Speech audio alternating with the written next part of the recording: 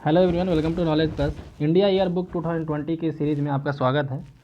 तो आइए शुरू करते हैं। आज इंडियन ईयर बुक का सेकंड लेक्चर है हमारा है। आज हम लोग सेकंड चैप्टर को पढ़ने जा रहे हैं। ये ऑफिशियल पीडीएफ है जो कि इंडियन गवर्नमेंट के द्वारा जारी किया जाता है, यानी इंडियन गवर्नमेंट के पब्लिकेशन डिवीजन के द्वारा जारी किया जाता है, गवर्नमेंट ऑफ इंडिया के द्वारा। तो इसका एक चैप्टर हम लोग कल पढ़े थे। फर्स्ट चैप्टर हम लोग यहाँ के लैंड और पीपल के बारे में पढ़ना था, लैंड एंड द पीपल। आज हम लोग नेशनल सिंबल को पढ़ने जा रहे हैं, चैप्टर 2 को हम लोग पढ़ने जा रहे हैं। तो आइए शुरू करते हैं आज का वीडियो।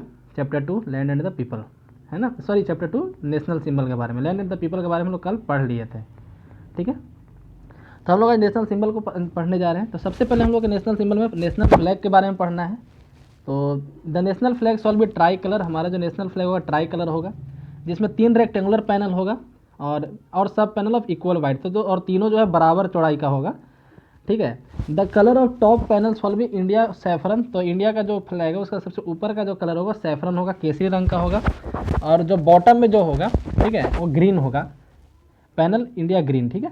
मिडिल पैनल जो है वाइट होगा, जिसमें एक सेंटर में एक चक्र होगा, अशोक चक्र जिसको बोलते हैं, जो नेवी ब्लू कलर में होगा, जिसमें 24 स्पोक होंगे, ठीक है, जो इक्वली स्पेस्ड होंगे। 24 स्पोक के बीच का जो जगह होगा वो बराबर होगा।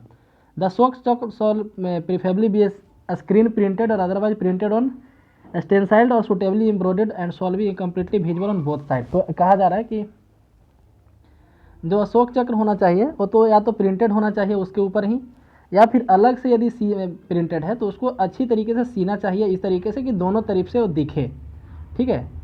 और वाइट पैनल के बीचों बीच में होगा। The national flag shawl B rectangular in shape. National flag जो होगा रेक्टेंगुलर शेप में होगा।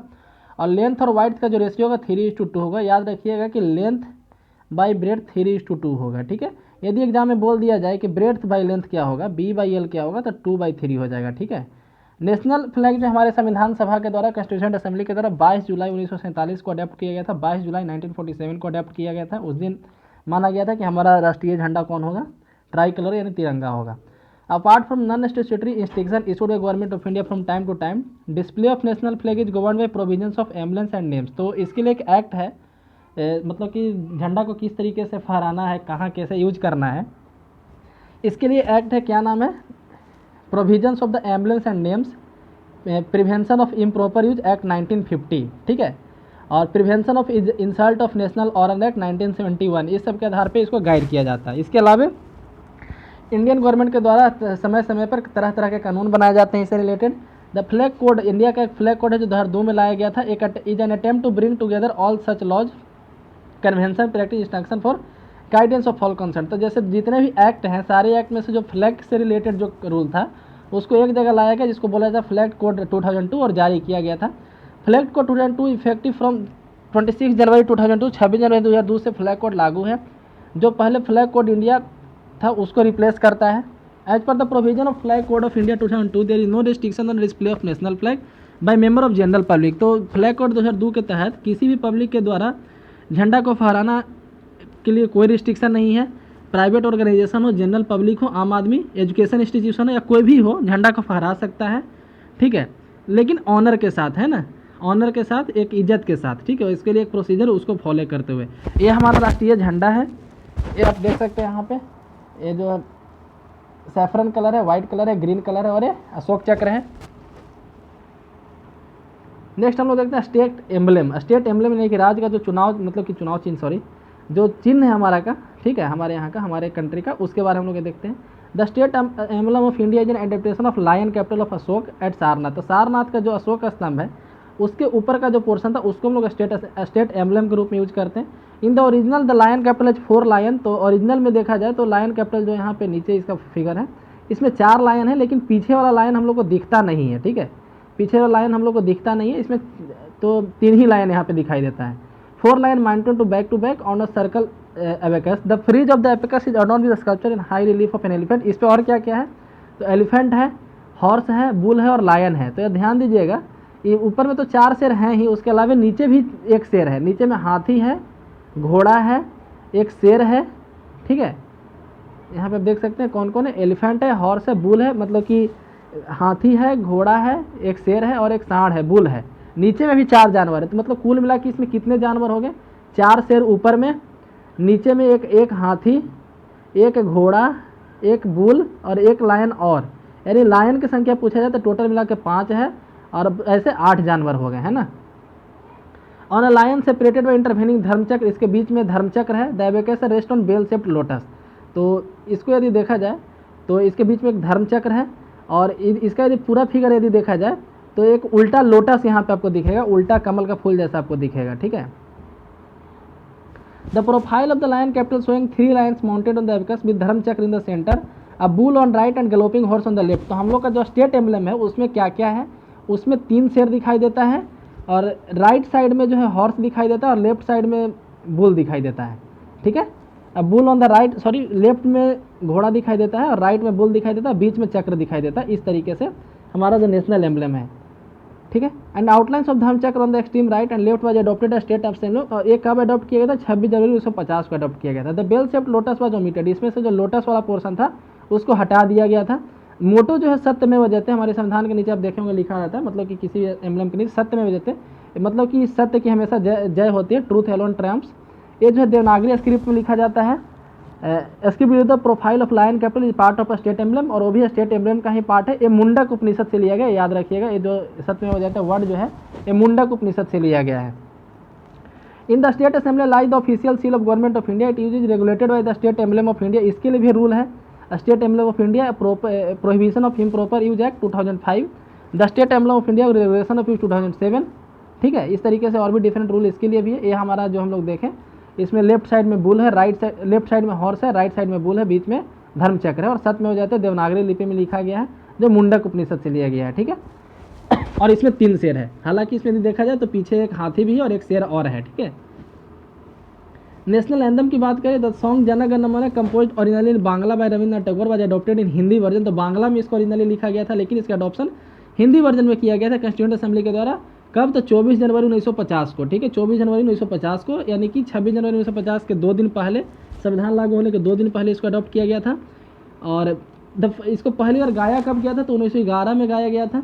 इट वॉज संग on December 27, 1911 Calcutta session of Congress, Congress के कलकत्ता सेशन में 1911 में गाया गया था। The complete song consist of 5 stanza, इसमें 5 स्टेंजा हैं। The first stanza contain the full version of national anthem. तो 5 पैराग्राफ में से पहला पैराग्राफ है उसको हम लोग राष्ट्रीय गान के रूप में यहाँ पे अडॉप्ट किए हैं, नेशनल एंथम के रूप में अडॉप्ट किए हैं, ठीक है।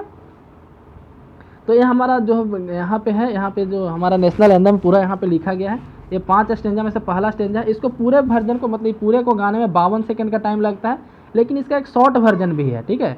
इसका एक शॉर्ट वर्जन भी है जिसमें क्या है, फर्स्ट और लास्ट लाइन इसको गाया जाता है, ठीक है, जिसको 20 सेकंड में प्ले किया जाता है, उसको 20 सेकंड में प्ले किया जाता है, जो कुछ खास ओकेजन पे होता है, ठीक है। उसका इंग्लिश ट्रांसलेशन यहाँ पे लिखा गया है।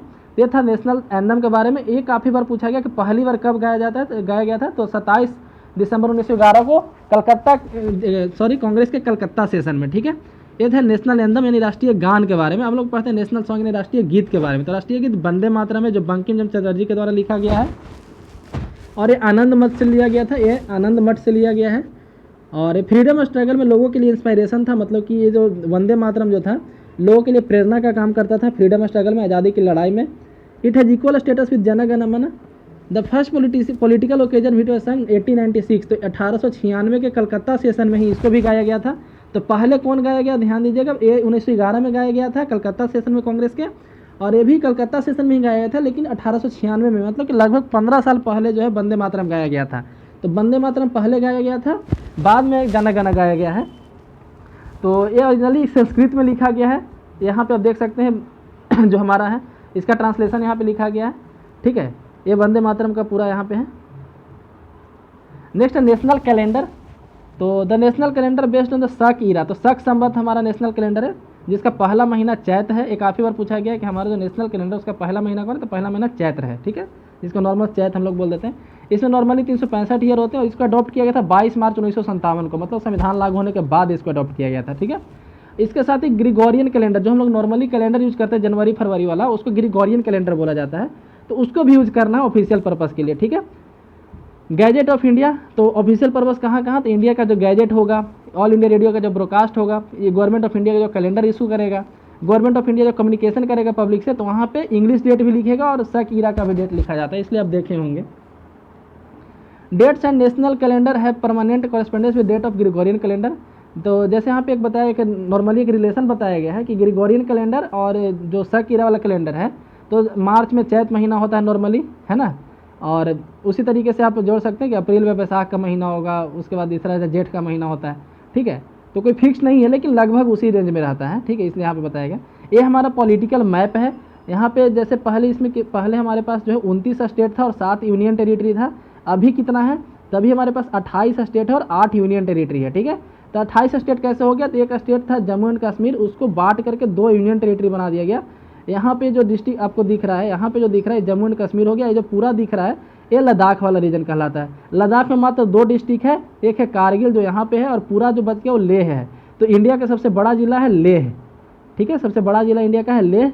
और उसके बाद लेह मतलब कि लद्दाख में 2 ही के डिस्ट्रिक्ट है, एक है लेह एक है कारगिल, और बाकी है जम्मू एंड कश्मीर। तो हम लोग एक स्टेट को तोड़ करके 2 यूनियन टेरिटरी बना दिए हैं। उसके अलावा यहाँ पे दो यूनियन टेरिटरी था यहाँ पे, एक था दमन एंड दीव, एक था दादर नगर एंड हवेली, ठीक है।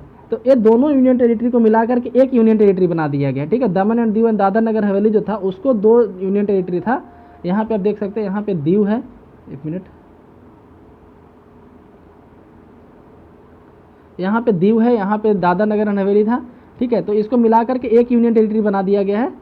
तो अब जो है एक ही यूनियन टेरिटरी है, तो कुल मिला के अब 8 यूनियन टेरिटरी हो गया और 28 स्टेट हो गया। आप यहाँ पे देख सकते हैं इंडिया का बाउंड्री के रूप में, तो इधर अफगानिस्तान है, अफगानिस्तान के साथ हमारा छोटा सा बाउंड्री लगता है, लगभग 106 किलोमीटर का बाउंड्री लगता है यहाँ पे अफगानिस्तान के साथ। बाकी पाकिस्तान के साथ इतना है। इधर चाइना है, तिब्बत वाला रीजन, फिर यहाँ नेपाल है, भूटान है, बांग्लादेश है। बांग्लादेश इंडिया की तरफ से 3 तरफ से घिरा हुआ है, और इंडिया के एक स्टेट है त्रिपुरा जो बांग्लादेश से 3 तरफ से घिरा हुआ है। इधर में म्यांमार है, ठीक है। यहाँ पे पाक स्टेट और मन्नार की खाड़ी, गल्फ ऑफ मन्नार और पाक स्टेट के द्वारा श्रीलंका इंडिया से अलग होता है। इधर में एक कंट्री है मालदीव जो इस मैप में नहीं है। यहाँ पे लक्षद्वीप है जो हमारे कंट्री का ही हिस्सा है। यहाँ पे अंडमान एंड निकोबार आइलैंड, ठीक है। तो इस तरीके से 28 स्टेट और 8 यूनियन टेरिटरी है। आप यहाँ पे देख सकते हैं ट्रॉपिक ऑफ कैंसर लगभग हमारे देश के बीचों बीच से पास करता है। कौन कौन स्टेट से पास करता है, तो गुजरात, राजस्थान, मध्य प्रदेश, छत्तीसगढ़, झारखंड, पश्चिम बंगाल, मिजोरम और त्रिपुरा, इतने स्टेट से पास करता है ट्रॉपिक ऑफ कैंसर, ठीक है। यहाँ पे ध्यान दीजिएगा कि वेस्ट बंगाल जो है 3 स्टेट के साथ बाउंड्री साझा करता है। वेस्ट बंगाल जो है नेपाल, भूटान और बांग्लादेश 3 स्टेट के साथ बाउंड्री साझा करता है। बहुत लोग इसमें कंफ्यूज करते हैं कि भूटान के साथ है, बांग्लादेश के साथ है, नेपाल के साथ नहीं तो ऐसा बात नहीं, नेपाल के साथ भी है, ठीक है। तो वेस्ट बंगाल 3 स्टेट के साथ साझा करता है, और भी बहुत सारे स्टेट है जो 3 कंट्री के साथ साझा करता है। जैसे जम्मू कश्मीर को देख लीजिए, इधर में पाकिस्तान, अफगानिस्तान और चाइना 3 कंट्री के साथ ये भी करता है। उसके बाद यदि देखा जाए तो सिक्किम भी करता है नेपाल, भूटान और चाइना के साथ, ठीक है। इधर अरुणाचल प्रदेश को देखिए, तो अरुणाचल प्रदेश यहाँ भूटान, इधर चाइना, इधर म्यांमार के साथ। तो इस तरीके से कौन कौन स्टेट हो गया, सिक्किम, अरुणाचल प्रदेश, बांग्लादेश, जम्मू कश्मीर, ये 4 स्टेट ऐसा हो गया जो 3 कंट्री के साथ बाउंड्री साझा करता है ना। तो और इंडिया का मैप, ऑफिशियल मैप जारी कौन करता है, तो वो एक संस्था है, इसका नाम है सर्वे ऑफ इंडिया, ठीक है, सर्वे ऑफ इंडिया, ठीक है। आगे कोई लगा ना हुआ है जैसे फॉरेस्ट सर्वे, बायोलॉजिकल सर्वे, ऐसा कुछ नहीं है, सिर्फ नाम है सर्वे ऑफ इंडिया, ठीक है। इसका स्थापना कब हुआ था आप कमेंट सेक्शन में बताइए। काफ़ी इंडिया की तरफ से सबसे पुराना संस्था है, हम आपको हिंट देते हैं, इंडिया का सबसे पुराना संस्था है सर्वे ऑफ इंडिया। इसका स्थापना जो है 1764 यानी कि पलासी की लड़ाई के पहले हुआ है। हमें 1764 नहीं यहाँ पे है, तो 1764 के भी पहले हुआ है। इतना पुराना संस्था इंडिया में कोई नहीं है, ठीक है। उसी का काम है मैप जारी करना, ठीक है। तो इसी के साथ नेशनल सिंबल का चैप्टर खत्म होता है। कल हम लोग चैप्टर 3 यानी पॉलिटी को चालू करेंगे, ठीक है। तो वीडियो आपको कैसा लगा कमेंट सेक्शन में जरूर बताएं। वीडियो यदि पसंद है तो लाइक करें, चैनल को सब्सक्राइब करें। धन्यवाद।